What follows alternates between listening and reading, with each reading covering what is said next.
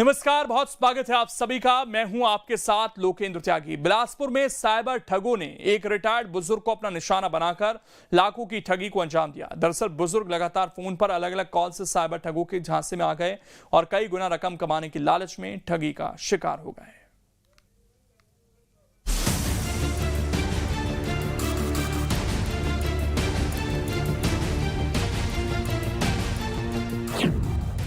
Stock market के नाम पर लाखों की ठगी।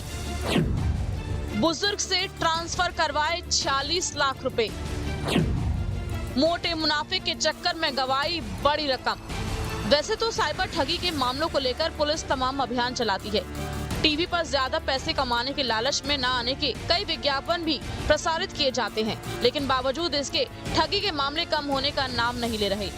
ऐसा एक मामला बिलासपुर से सामने आया है, जहां स्टॉक मार्केट में मोटा मुनाफा दिलाने का लालच देकर साइबर ठगों ने एक बुजुर्ग से लाखों की ठगी को अंजाम दिया है।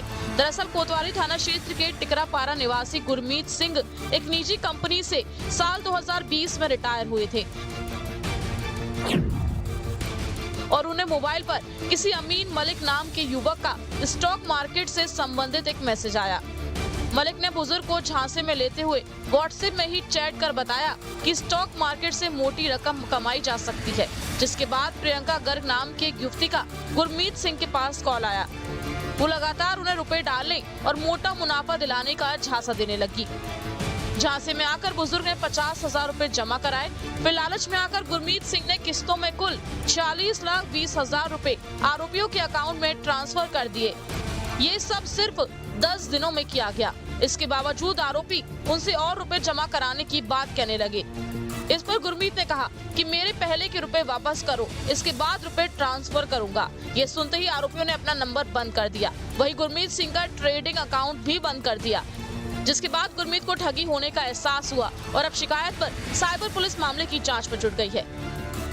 ये मामले में गुरमीत सिंह के मामले में उनको झांसा दिया गया था कि आप हमारे कंपनी में 7 से 10 दिन के लिए अगर आप इन्वेस्ट करते हैं तो आपको 15% का रिटर्न दिया जाएगा। ऐसे ही जैसे आप अवधि आपके इन्वेस्टमेंट की बढ़ाते जाएंगे तो आपको अधिक रिटर्न दिया जाएगा। तो इसी झांसे में गुरमीत सिंह प्रार्थी जो फंसे हैं, और वो एक नया आजकल तरीका यूज़ करते हैं कि एक वर्चुअल डैशबोर्ड उन्होंने अपने मोबाइल में क्रिएट किया है, जिसमें प्रार्थी को दिखेगा कि उन्होंने अगर कुछ निवेश किया है तो उनको दिखेगा कि वो डैशबोर्ड में अपना निवेश बढ़ता हुआ दिखेगा। जैसे 20 लाख रुपए इन्वेस्ट किए तो उनको डैशबोर्ड पे दिखेगा कि मेरे 30 लाख रुपए है, पर ये असल में होता नहीं है। वो कुछ फर्जी बैंक अकाउंट में अपना पैसा डाल के ATM से कैश विड्रॉ करते हैं, जिससे प्रार्थी उनके झांसे में आकर ये स्कैम का शिकार बनता है। साफ है, ज्यादा मुनाफा कमाने के चक्कर में पीड़ित गुरमीत सिंह ने मोटी रकम गवा दी। अगर वो समय से पहले सचेत हो जाते तो हो सकता था उनकी गाड़ी कमाई बच जाती। बहरहाल साइबर ठग आए दिन नए नए तरीकों से आम जनता से धोखाधड़ी करने की कोशिश करते हैं।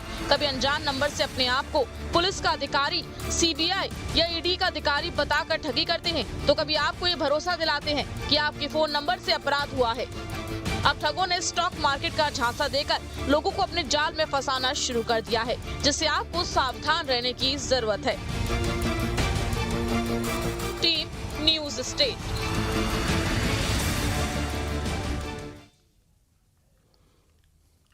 और हमारे सहयोगी रोशन इस वक्त जुड़ गए हैं ज्यादा जानकारी के साथ। रोशन, अभी तक पुलिस कुछ इस मामले में पता लगा पाई है कि आखिरकार किस तरह के अकाउंट्स में ये पैसा ट्रांसफर हो रहा था?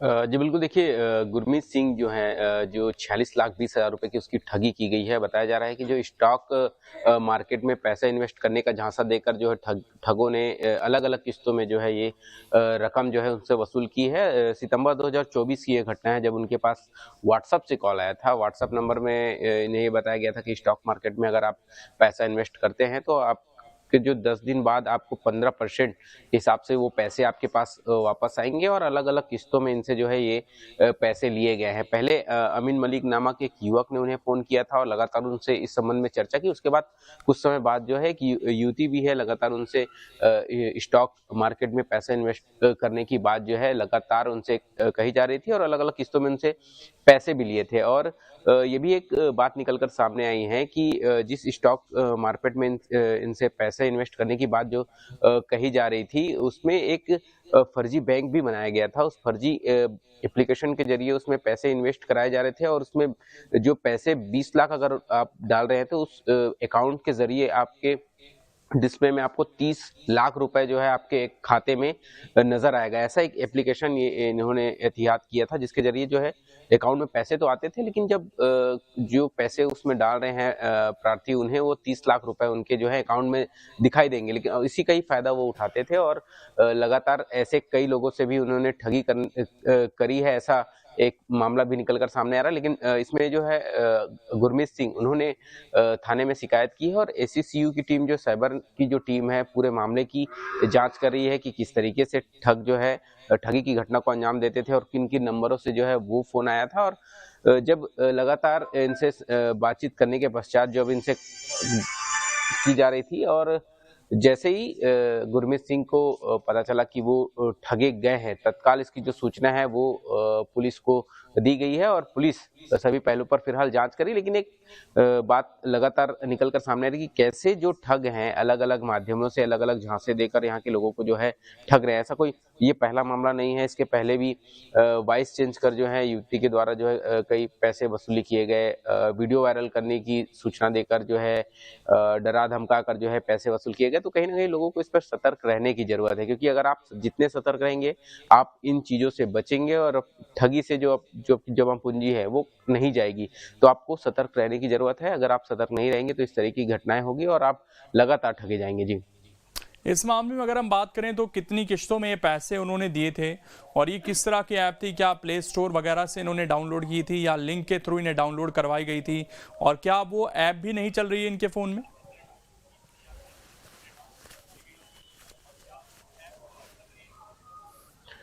जी बिल्कुल, देखिए जो ऐप है उसके बारे में ही जो है पुलिस के द्वारा जो है वो जांच की जा रही है कि पहले तो जो किस्तों में, जो 4 किस्तों में जो रकम भेजे गए थे, पहले ये एप्लीकेशन डाउनलोड कराया गया और एप्लीकेशन क्या एप्लीकेशन है, कैसे ये डाउनलोड कराया गया, आखिर किस तरीके से जो ठग हुए हैं प्रार्थी हैं उन्हें किस तरीके से ठगा गया। तो तमाम पहलू पर जो है वो पुलिस जांच कर रही है। सब ये जांच के पहलू है कि किस तरीके से उन्हें ठगा गया है। पहले व्हाट्सएप से कॉल आया गया था, नॉर्मल कॉल नहीं आया था, ऐसा पीड़ित के कहने के मुताबिक जो है कि व्हाट्सएप के जरिए उन्हें कॉल आया गया और लगातार उनसे संपर्क बनाया जा रहा था कि आप शेयर मार्केट में पैसे इन्वेस्ट करिए और आप को इसका जो है मोटा मुनाफा मिलेगा।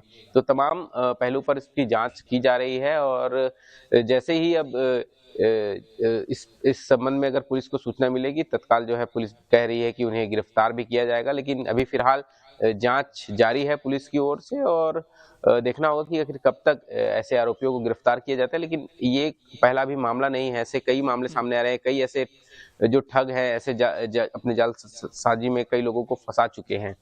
तो आने वाले समय में कई और खुलासे हो सकते हैं, इसमें पुलिस की ओर से ऐसा कहना है, क्योंकि लगातार इस तरीके के विज्ञापन और जागरूकता भी है पुलिस की ओर से चलाई जा रही है। लेकिन ये मामले थम क्यों नहीं रहे, एक बड़ा सवाल बना हुआ है। लोगों को भी इससे बचने की जरूरत है, क्योंकि आप बचेंगे नहीं तो इस तरीके से अपने जो पैसे हैं वो गवाते रहेंगे। और तमाम ऐसे लोग से हम भी अपील करते हैं कि जो लगातार ये मामले आ रहे हैं उससे सतर्क रहें और इस तरीके की ऐप से तो बचें, क्योंकि मोबाइल ही एक जरिया है जिसके जरिए जो है वो आप ठगी के शिकार हो रहे हैं। तो इससे और भी लोगों को जागरूक होने की जरूरत है। पुलिस तो अभियान अपना चला रही है, लोगों को जरूरत है सतर्क रहने की, क्योंकि ये सब जो मामले आ रहे हैं मोबाइल के जरिए ही आपको इसमें मैसेज के जरिए आपको जालसाज जो फंसाते हैं, चाहे वो वॉइस के माध्यम से हो, चाहे वो लिंक के माध्यम से हो, चाहे वो शेयर मार्केट के माध्यम से हो, अलग अलग तरीके से आपको इसमें फंसाया जा रहा है। हालांकि इसमें शिकायत दर्ज की गई है और ये पुलिस का भी कहना है कि अगर इस मामले में गुरमीत सिंह के अलावा कोई और भी लोग अगर इसमें ठगे गए होंगे तो उसकी भी